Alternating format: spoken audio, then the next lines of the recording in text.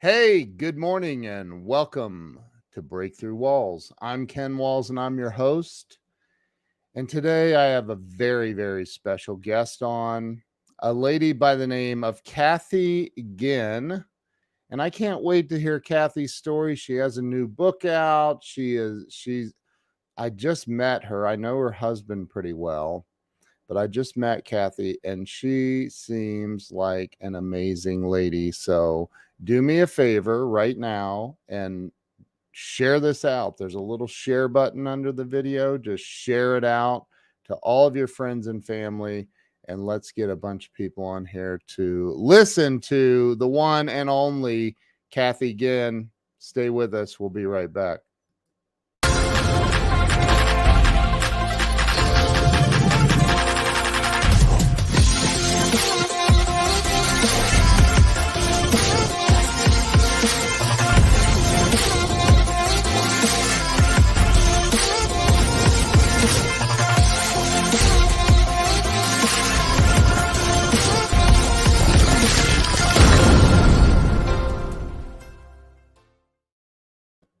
And we are back. Let me bring Kathy on. Kathy, welcome to the show. Hi, Ken. So great to have you on this morning. Thank you for inviting me. And you're up in Wisconsin. Yep. Mm-hmm. I can't say the name of your town not because we're hiding it. It's because I literally can't say it.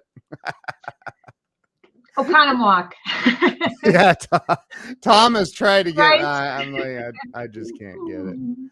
I can't get it. But so, Kathy, I started this show about I don't know, 4.5 years ago, and it's been amazing. It literally was for selfish reasons. I was stuck in life, and I thought, if I get enough people on here that have made it and they tell their story about how they got unstuck, maybe I'll get unstuck. And it worked. So, Yeah. I know a little bit about your background, but I want you to tell the audience. And oh my goodness, look at this. We have the one and only Mr. Ginn on with us. Yeah. So Kathy, tell everybody where you were born and raised. Yeah, Ken. I was born and raised in Wisconsin. Grew up in the 60s, and great time to grow up, I think, as I look back.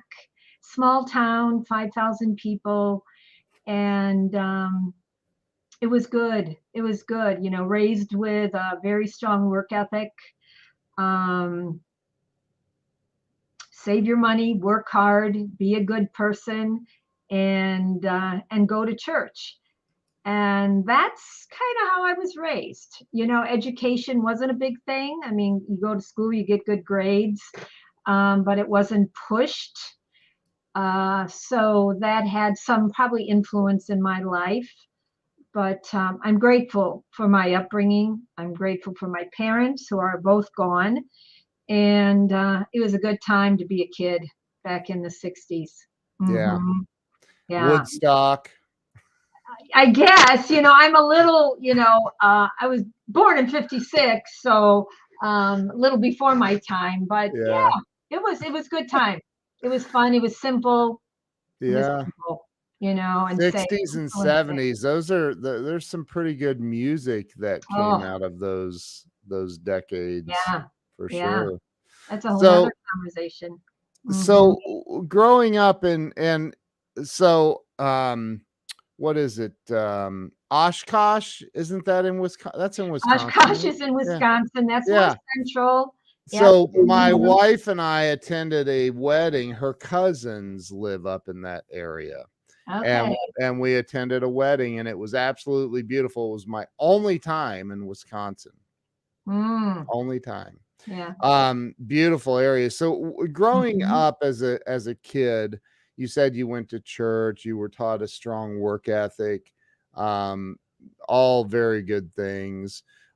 What do you think because we're going to get into what you do now and what you've done for years for a living.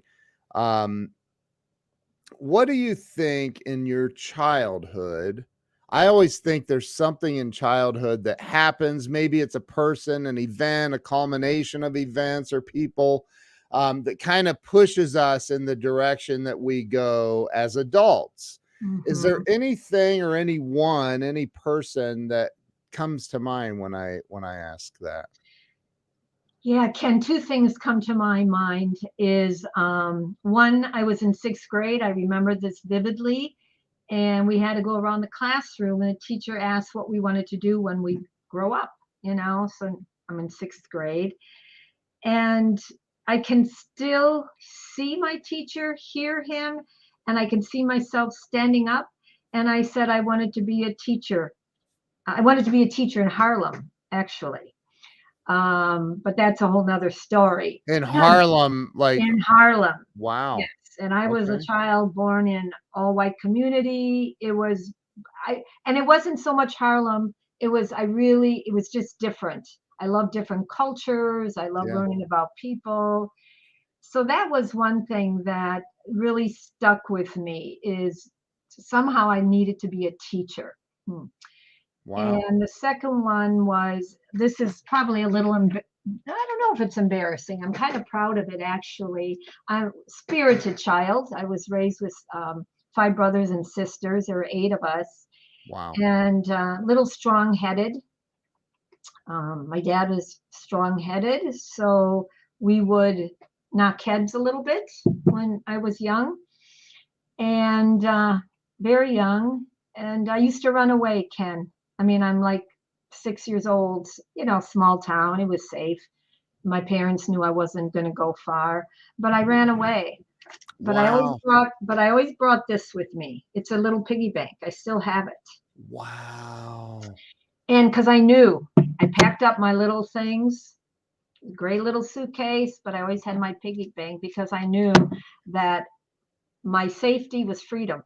I wanted freedom in my life. I didn't like people telling me what to do, I love that. you know, but I needed money because I had to go and buy food for myself if I ran away. And, you know, kids are wise. Kids are wise. And our own inner Yeah. kid is so wise. Amen. And you know, I can say that, you know, I'm proud of that little girl that had the courage to stand up for herself and say, I'm not putting up with this. I'm leaving, you know, That's and amazing. she's still with me. I've Yeah. learned to tame her down. That's part of my work, but I really have learned to like her and ask her to come forth when I need her. You know, I've studied human psychology for excuse me, many, many years. And I often say, and I think I read something Dr. Dyer wrote about it or something at some point. Mhm. Um, but that we're all just 8-year-olds trapped in these old bodies, you know, Yeah. and our job, I'm not sure if it's our job or not, because I haven't done it successfully, but our job is to grow up. I don't know even know what that means. So so you wanted to become a teacher and Mhm. you discuss or you stated that you declared that in sixth grade. So where did things go? You get into high school, you're in Wisconsin. Are you, Yeah. and it's a small town the whole Small time. You town. grow up in a Yeah, small five, town. six Okay. thousand people.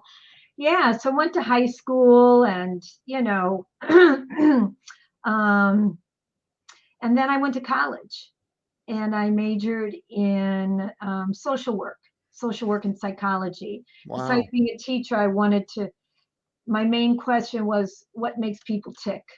That was always like, what makes people tick? Who am I and why?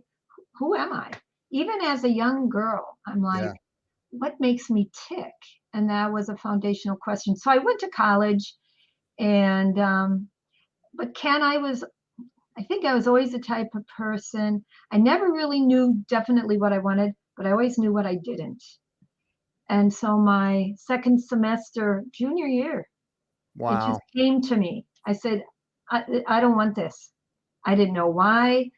I didn't know anything And except in college, in college. you said, Yeah, I don't want this in college. I don't want I don't want social work. I started talking to, seniors and people that had graduated and they had jobs and they were in a system.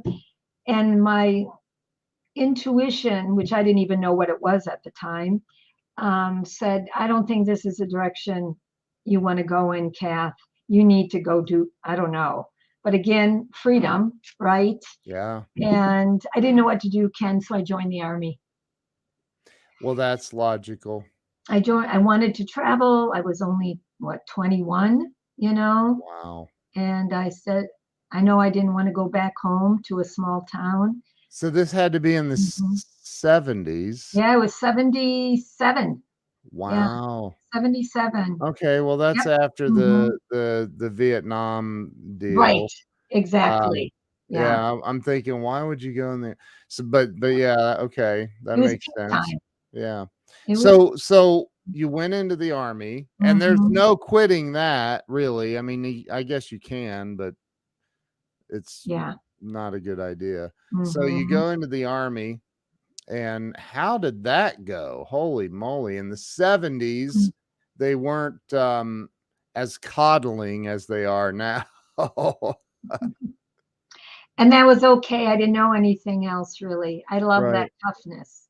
You know, Yeah. I did. I really. We need more of that, Mhm. I think, but that's just Yeah. my opinion. Yeah. So what was that like for you? A young Mhm. lady in the Army in the 70s. Wow.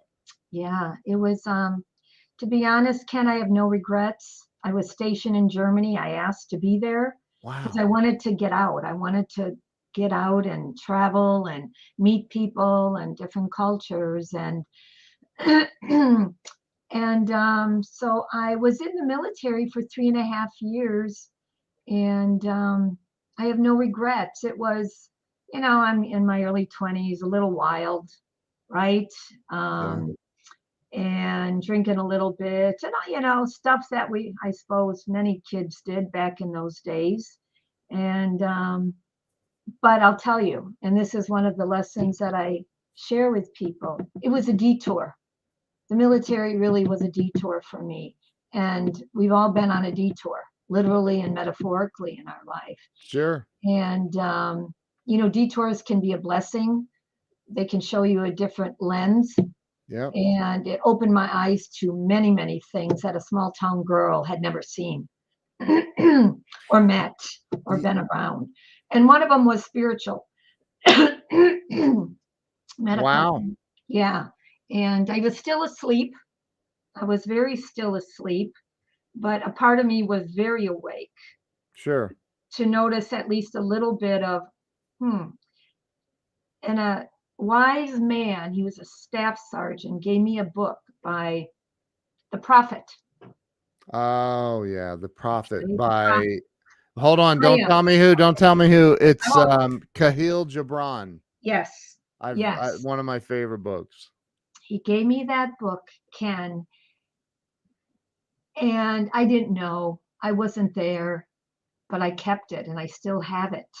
That's awesome. And I can, it was one of those moments that when you meet somebody, even being asleep, I knew something. Yep. And we all have doors, right, in our life. And people knock on our doors. And sometimes we open, sometimes we don't even hear the knock. Yep. Sometimes we hear the knock, open the door a little bit.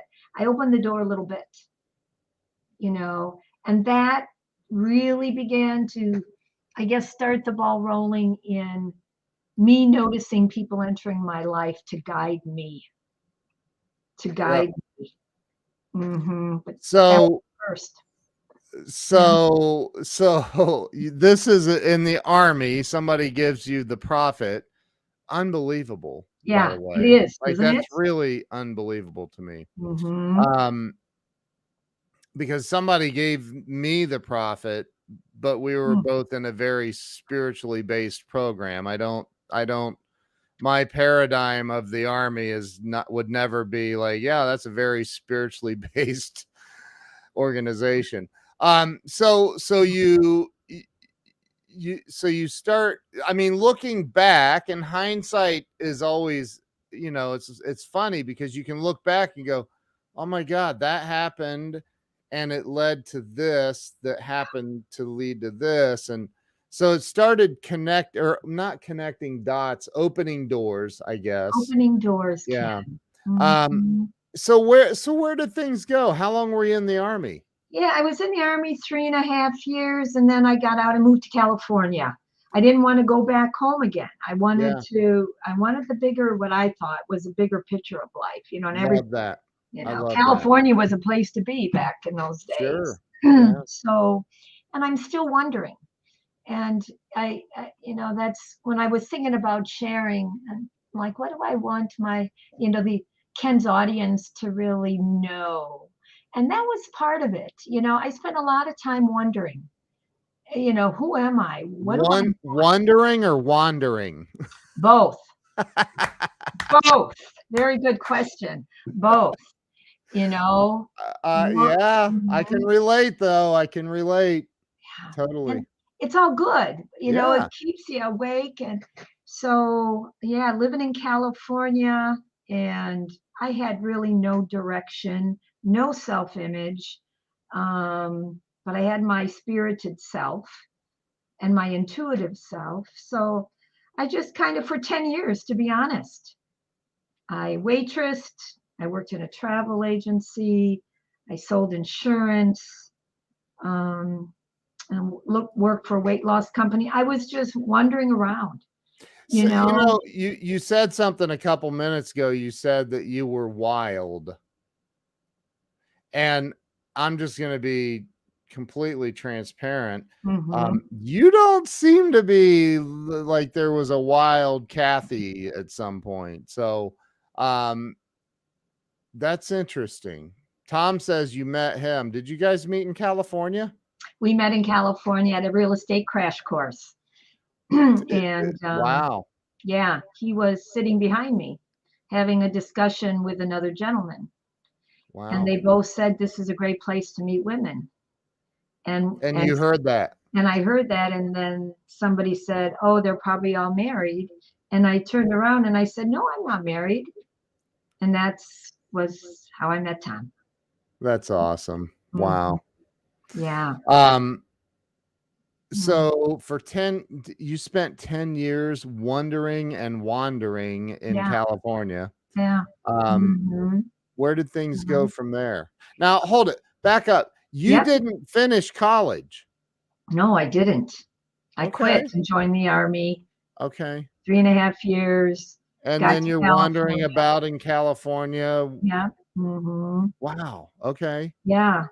So And where did things go, yeah. So this from kind there? of leads me to it was one of those moments. I found a church, and my pastor was dear, dear, dear, and he could always see me. And he says, "Kathy, you need to go back to college Mm, and finish your degree in social work. You make a great counselor or therapist or whatever." And Ken, I had great respect for this man, but I'm like, it just didn't feel good.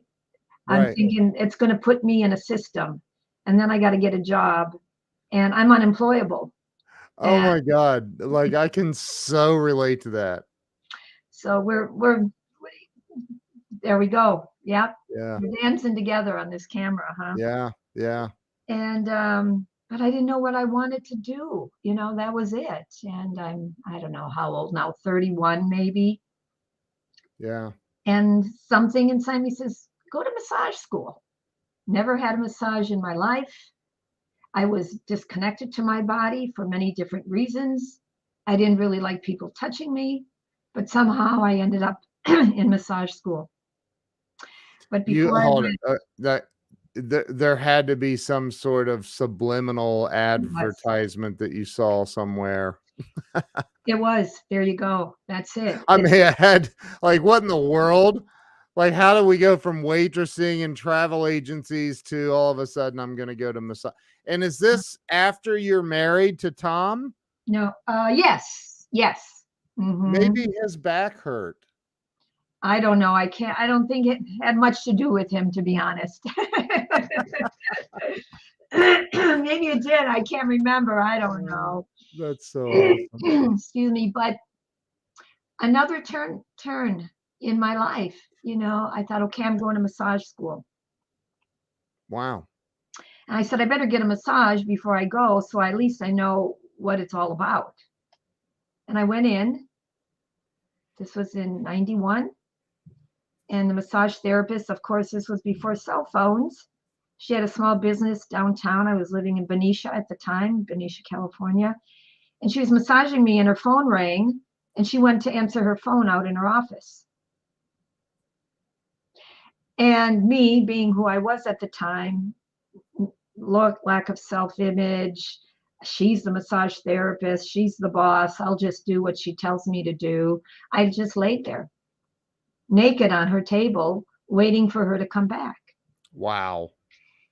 And it's in my book. That was a turnaround because I knew again, and this is part of my message, and so much a part of my life. Notice what you notice. Thank you. Listen, be aware, and notice what you notice and trust it. And that was like, this is not the type of massage therapist I want to be. Love that. I didn't know what that meant, but I knew again what I didn't want to be.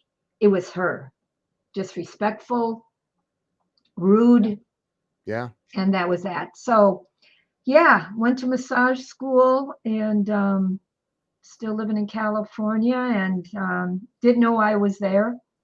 And I'm still lost. Didn't know I was there, but it was a tug. And Yeah. it took me 6 more years to make this a non-negotiable part of my life. Wow. And that was a turnaround in 1997. Wow. So from 77 when you joined the army to 97, 20 years. 20 years. So that's 40, you're 40 years old at this point I'm ish. 40 years old. Yeah. And so it took you 20 years for the audience. I want to put things into perspective. Mm-hmm. It took you 20 years of wondering and wandering before you discovered your, as Tom said, your divine gift was born into this world. Yeah. That's a good way to put it, Tom. It's true. And I think, Ken, part of that message for people listening and what I teach my people and mentor is never give up on yourself. Right. Never, ever, no matter how old you are. If you're 80, don't ever give up on yourself and what you know to be true, because it's in Amen. you. It Yeah. just has to be discovered Yeah. and trusted, you know? I don't know. I won't go into it because this is about you, not me, but there's a great Hindu story about how the gods hid our spiritual gifts and that they used to give us freely, and humans abused it, and they all got together, and the wisest god of all of them, and this isn't to offend anybody's religious beliefs, it's a story, but the wisest of all of them said, let's hide it deep within the humans themselves, they'll never think to look there.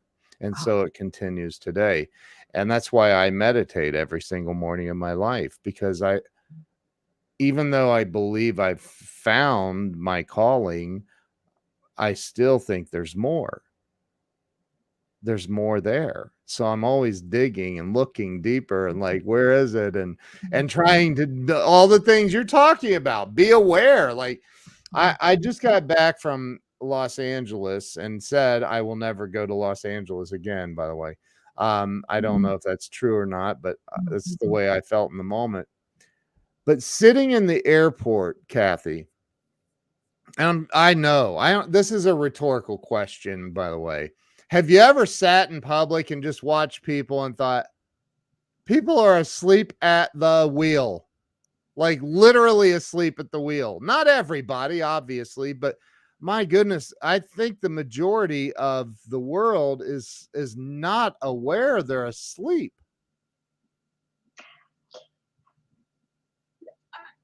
I don't, I'm gasping for something to say because all I can say is yes, Ken, you are absolutely right. Yeah, It's crazy. yeah.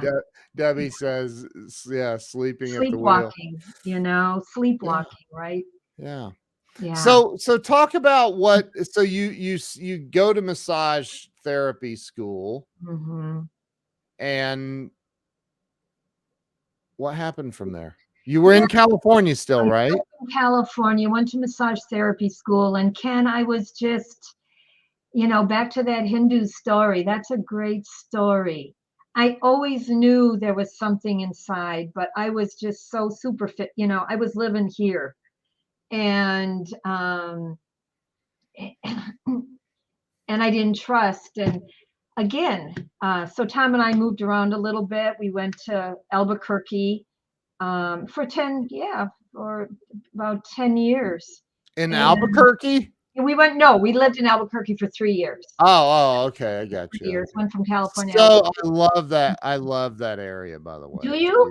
beautiful. I Mm, like, well, I've been up to Santa Fe. I've been to okay. Albuquerque, and I Mhm. love that little town square in Santa Fe and all the Yes. galleries. And Yeah. I don't fit in that area, but I do like to visit, and I love all the art galleries and Yeah. stuff. Yeah. It's beautiful culture, Yeah. um, and the scenery and everything. But personally, I didn't like it. Yeah. I like green pine trees, the seasons. So Yeah. anyway, here I am. My point is just wandering around again. I didn't have really any confidence still at that time, but Mm. I never gave up. I never gave up. So, long story short, in 1997, Tom and I moved to Wisconsin, back to my home state. And at that time of my life, and this is a word that I use, I mentor with, teach with, my life and my work, something within me, I made it non negotiable that nothing or no one will get in my way of Mm. creating a business and making a living and a good living of what I came to know was really my gift. Didn't quite know yet, but it was just coming forth to me. I think there's something here within me that I can offer this world finally. I mean, that's how I talk to myself. Eh, And that was it, Ken. Non negotiable. Nothing, no one will get in my way. And then life began to land things in my lap that I needed to continue to move forward in my vocation, which is my life's work today. So this, we'll call it a spiritual awakening. I believe we all have them, and we have many, many, many of them. Some of us more than others. Um, this awakening that you had, this was after moving to Wisconsin, back to Wisconsin. Am I Yeah. saying Wisconsin? Should I do it with a Wisconsin accent? Whatever you want to do, Ken. I'm just, I'm just You can sound playing. like me if you want. You don't have a very thick Wisconsin accent, by the way. Um, so after you moved back to Wisconsin, um, this is when you had that Yeah. awakening, Yeah. and you're a massage therapist, I'm assuming by this point. Yep, I Um, am. are you working for somebody else, or not? That's kind of a I was rhetorical looking for question. work. I Wow. came here and I'm like, okay, with Tom, and what am Yeah. I going to do? I'm a licensed massage therapist. So landed a job, and landed a job at a hospital, actually, in an integrative medicine clinic. Oh, So wow. worked with doctors, medical acupuncturists, and that really gave me the confidence to move. I worked 6 days a week for 4 years. And I don't say that from my ego. I teach it too, because Yeah. sometimes you got to work hard to get what you want in life, right? That's a crazy concept. You know, and every Saturday, but that's part of the non-negotiable. Yep. What are you willing to do to get what you want in your life? It's an easy question, right? Yep. But it's not simple to hang out with.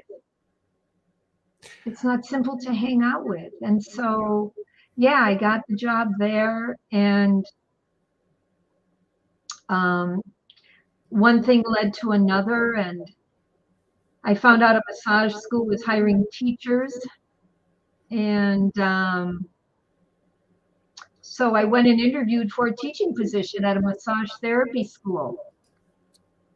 I In knew Wisconsin. in Wisconsin, right down, yeah, right in Madison, where I was Wow. living. And I was really scared, because I thought, what am I going to teach? I don't have really anything to offer. I can't teach anatomy, because I didn't really understand science. Right. Um, I couldn't teach hands-on, because the work that I did came from California, which was salon massage, and nobody knew what that was here in Wisconsin. So during my interview, the lady says, "Well, would you like to teach ethics?" Another Teach what? ethics. Ethics.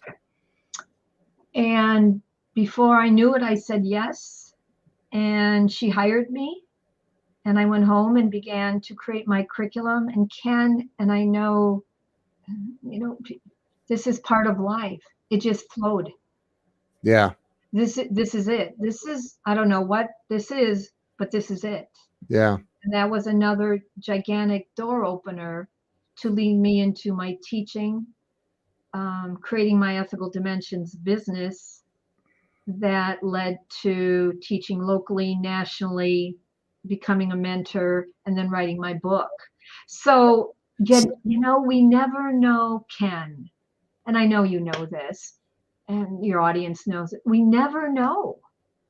You know, there's little pebbles, some of them are big boulders, right? But there's all along the way in our path, guiding Yeah. us to, I think, our purpose, our soul's work, our what the heck are we doing here in this thing called life? Right. And to me, I think the greatest gift you can give yourself is to find it, go do it well, and with passion and joy. No matter what it is, no matter what it is. But you What got is I don't what's I don't see for me I don't know any other way. Like I don't I can't I can't relate to people who settle. Does that make sense? very much so, Ken. Mm-hmm. So explain to everybody what like if somebody asked me to teach ethics, I would Mm-hmm. say, you mean like sexual harassment policies? Like Yeah. what's that mean? What Yeah. does that mean? That's a great question, because Oh, you're look, right. Tom just said it too. What is your definition of ethics? Yeah. And again, this is one of those, um, you know, I feel grateful talking with you, Ken, and just listening to myself, share my journey with the audience. Been so blessed with doors opening, detours. Detours are good. Being aware of the people you meet, opportunities that come your way. But here I am back to 6th grade. What do you want to do? Be a teacher at Harlem. It wasn't about Harlem so much. It was about being different. Yeah. Harlem was so different than my little white community that I was raised in. I Sure. wanted something different. So my approach to ethics is really, it's transformational.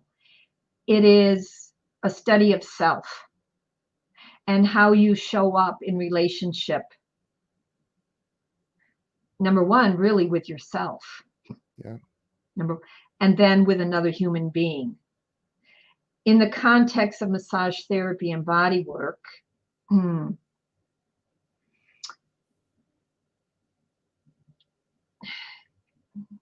because we work with naked people, and so that is a whole level of respect and Yeah. honor, whole new ball game. And yet, whenever we engage with another human being, the question is, who am I being in relationship? Even with you, Ken, who am I being? Right. With you. When you share the Hindu story or your LA story, I'm here with you, listening to you. Right. And I love questions. I was a curious little girl. I still am curious. I'm always asking questions. Who am I being as I enter into relationship, again, with myself and with another human being, no matter what profession you're in, coaching, holistic practitioner, a nurse, Yeah. end of life doula. I work with end of life, Wow. a anybody, a friend. Who are you being as you walk this earth? So my book is written from the context of my vocation as a holistic practitioner, but it Can really you is. show your book, would you? I'm Yeah. going to give you full screen. Mm-hmm. The Soul of Ethical Service: 7 Qualities to Embrace Your Professional Healing Relationships. Yeah. Wow. So it's not a typical ethics book, Ken. It's not about codes, Right. sexual harassment, appropriate, inappropriate touch. It digs deep within the human soul. So one can continue to ask himself, who am I being as I take this next step in life, whether it's my session room, with my child, with a friend, with a person that's dying, with my client, doesn't matter. And the book is in the context of 7 qualities. And,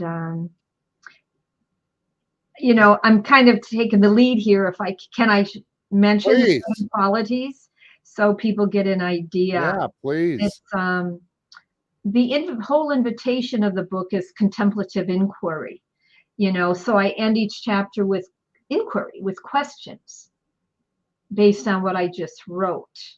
So the reader comes up with their own, and then it becomes a lived practice. As I tell myself, we become what we practice. Be very Right. mindful what I practice, right? Yeah. And so the 7 qualities, the first one is based on deep roots.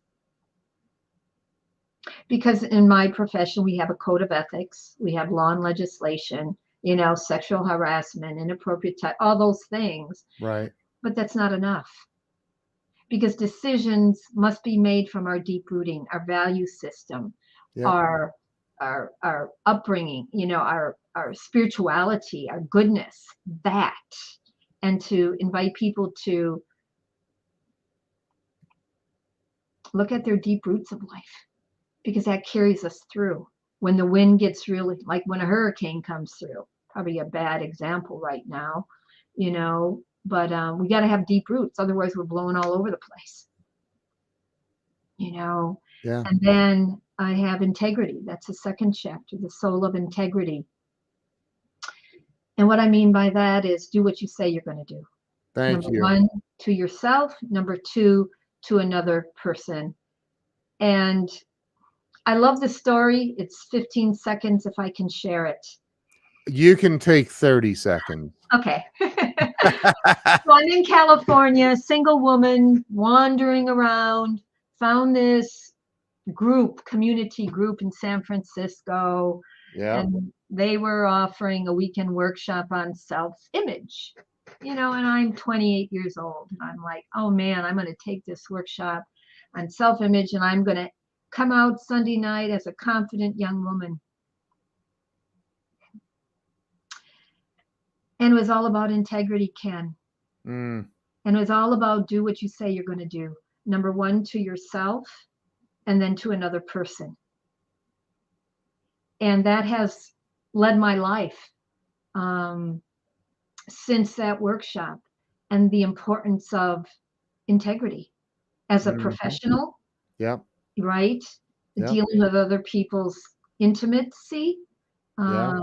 privacy, stories, and just with anybody. And I think that's one of the things that take many people down is their lack of integrity with themselves. They can't even look at themselves in the mirror. And Right. I'm not judging. I'm just, I've been there. I'm just kind of sharing what I have come to learn. Integrity is huge, is huge. It builds trust. And if we don't have trust, there goes the relationship. You know, Kathy, look, I'm blessed to have um, spent many, many, many years of my life as a raging and practicing alcoholic. And now I have 20 years of sobriety, and which is unbelievable to me. But I see it from the perspective of, and I want this, and I want to ask you this question. I think I know the answer for me, but is integrity something that you can learn to have? And I believe the answer is yes, because there was a time in my life, although my moral compass always pointed north, um, I was not in integrity. I had no integrity, in fact. And today it's one of my most important values. Mm-hmm. Do you think that people that may have I think people give up hope, give up in life because they feel like there is no chance of correcting their wrongs or becoming a person of integrity. What say ye? Yeah. Well, Ken, when you said, your journey into integrity, you did learn integrity, right? So, Yes. your first question, can we learn it? Absolutely. And I think, what is integrity? Really, and having an honest talk with oneself, with someone else, what it really is integrity. You know, to me, it's doing what you say you're going to do. Yep. Your word is gold. Yep. Our word is gold, whether it's no, yes, or maybe, or whatever it is. So I'm pausing and considering your question you just asked me. Ken, and tell me if I'm not answering it, but you were talking about Wayne Dyer, an 8-year-old, right? And I work with grief. I'm a body-centered grief practitioner. I work with Wow. grief in the body. And this came to me too after my parents died. Grief is tough. Losing someone is tough. But I think the deepest grief we all carry with us is we miss ourselves, who we really are. Maybe it is that 8-year-old in us, and we miss ourselves. And who is that self? I don't know. Everybody has to find out that for themselves. But I think with integrity, I think shame is huge.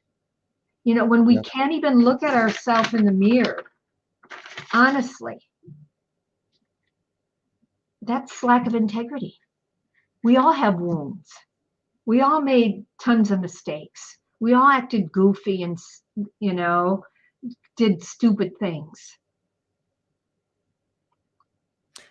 I know a world renowned psychotherapist that has a sign hanging that says, guilt is a useless human emotion. and and I think that that is so true, because how many people have we all met that, they're operating in life from a place of absolute guilt and shame instead of what they're capable of creating and doing. Yeah. Yeah, Ken, you said it perfectly. You said it perfectly. We forget who we really are and Yeah. why we're here. I here. I work with, I'm an end of life doula, so I work with end of life. I used to do end of life, I still do end of life touch. And people say, Kat, how can you do that? What is that? What's an end of life doula do? Yeah, it's a bridge between hospice and the hospital. We're non-medical practitioners that Okay. we can do almost anything. I can cook for a family. I can, stand vigil. I Wow. It's almost anything because both are systems. Hospice is beautiful, but it's a system. And they got 20 clients to see in one day. Yeah. I can Yeah. spend overnight. So we're non-medical. But, Ken, it's raw and real. There's nothing Yeah. to fix in death, in end of life. And I think it's can be a teacher for all of us. There's nothing to fix in us. It's just to recognize who we really are. Thank And you. Wow. mhm, Wow. Say that again so everybody hears it loud and clear. I believe there's nothing to fix in us. We're already made in the image and likeness of God, of light, of spirit, and we Thank just you. have to find that within ourselves instead of having it all covered up with baloney that who we think we are, somebody else thinks we are. And when we can serve another person from a place of that raw and realness, Yep. and that's really what my ethics book is about. It's To me, that's medicine, and probably some of the best medicine because miracles can happen when someone feels seen and heard and cared for Thank you. in their woundedness, in their, raw. But most people aren't willing to be raw because it's scary. Scary to be naked like a fall tree, Yeah. metaphorically, you know. Tom, I think your biggest cheerleader is your husband for sure. And I love that. That's awesome. And yes, I definitely see why you're so blessed to have her in your life. So you started this journey of massage therapy, and then you like, that sounds like you were like, by the time you got into the teaching of everything, you were in your mid to late 40s. Mid 40s, Ken, mid 40s. And Wow. I really didn't blossom probably till in my 50s. Late 40s maybe, Uh, late 40s, but really, I'd say mid late 40s. yeah. And then, but 50s, the decade of my 50s. And I think this is important for people to hear too, because Yes. people give up on themselves. And then they Yes. start thinking about retirement at 50, or, my life is over, or, I'm like, wow. When people ask me if I'm retired, probably because of my white hair, I'm like, what do you want me to retire from? Something I love. Why would I want to do that? So we give up on ourselves way too quick and way too easily. I remember, my wife is watching, so she's gonna hate that I Ouch. say this. But I we were I'm 54. We were in our, I don't know, close to 50, and going through all kinds of financial turmoil and all kinds of stuff. And she said, Mm.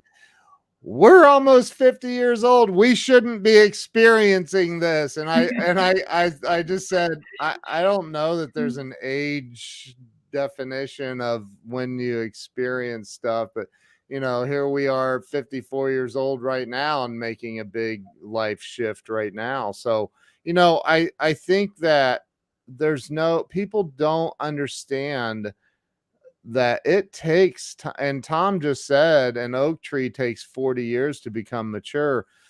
I don't know that there's a we all know the story of Colonel Sanders being 65, 66 years old, and he realized that his social security income wasn't going to sustain him, and decided to do other things with his life, and did well. Um, It's a great story, Ken. it I really remember is. that, isn't it? It's a Yes. great story. Yeah. And Tom's right. It's a journey, not a destination. But for the people who are watching that may be in their 50s and they haven't made it or haven't discovered it or haven't figured it out yet, which I don't know that you ever figure it out. I think you figure it out once you're dead. Like once you get to the other side, you go, oh, okay, that's where I could have made some adjustments. To the people watching or listening that are struggling in their 40s, 50s, maybe 60s, or even 70s, what would you say to them? Look, Tom, well, we have one here, and he's close. He lives close to you, so maybe he can consult with you. They're still trying to figure it out, find their way, find that gift. What do you say to them? How can they discover it? Get a massage? No. Depend. I love how you pose that question, Ken. And one of the words that really I heard from you is figure it out. That was Yeah. right. How do you figure it out? And if may I answer your question with a question first? Yes. Okay. And then I'll answer, in my opinion, or what I have come to learn for myself, because that's all I can teach from. Right. Maybe there's really nothing to figure out. Amen. Maybe it is more of a realization. And maybe this is a great place to begin to close down, because I'm noticing the time too. But I'm an introvert.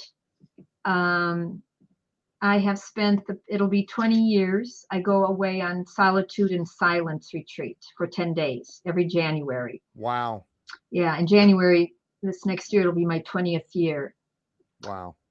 And all by myself, no phone, nothing. Me, nature, my little hut, all the wildlife. Silence, solitude, and stillness is my answer to the answer is already within us. There's nothing, and I'm talking to myself too, there's nothing to figure out. Solitude, be by yourself. Begin to be your best friend. Allow your body to be your beloved partner. Our body is very wise. Get out of your head and go into your body. And stillness. Everybody lives a fast, do life. The practice of stillness. And solitude. Stillness, silence, and solitude. And the answers are within you. And sometimes mentoring and coaching, helps too. Yeah. That someone can see you in ways that you can't see yourself. I always say, I just hold up a mirror and help you see yourself. That's all I really do. You already got everything you need. I'm just trying to help you see it. Yeah. People don't need fixing. They don't need fixing. Go within, become still, and you will know. That's my favorite Bible verse. Be still and you will know. Yeah. And know your paradigms. Know those limiting thoughts that arise in you. Notice what you notice. That's kind of maybe the flip side, the stillness and solitude. And then begin to notice what you notice. And don't let limiting thoughts guide you. They're there. They'll always be there.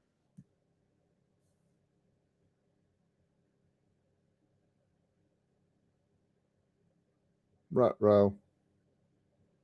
Kathy, are you still there?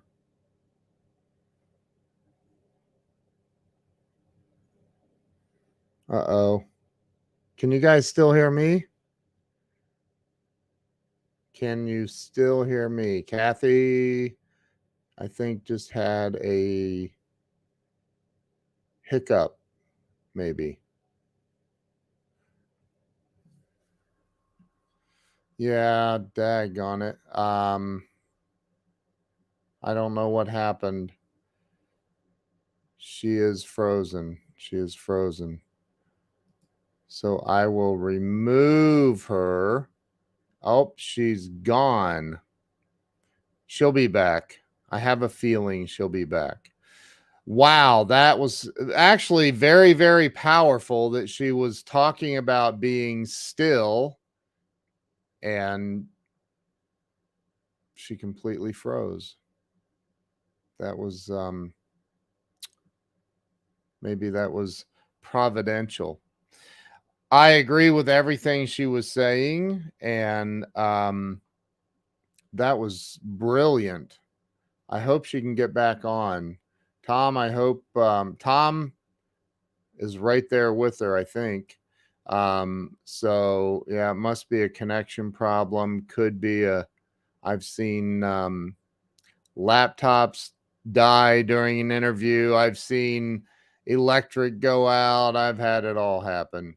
So that, ladies and gentlemen, is the great Kathy Ginn.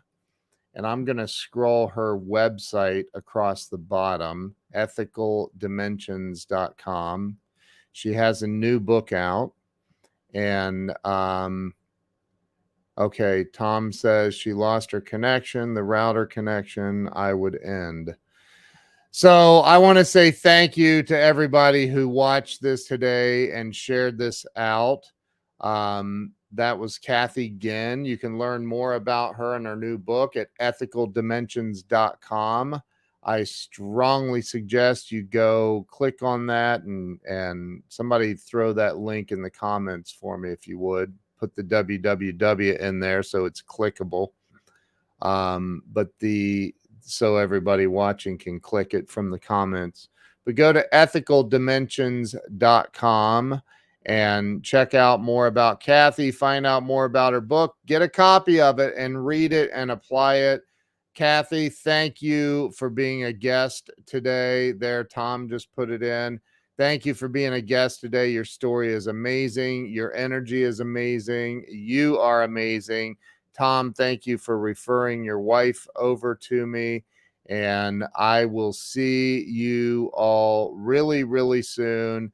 Have a wonderful, wonderful day. And we'll see you all later. Bye-bye.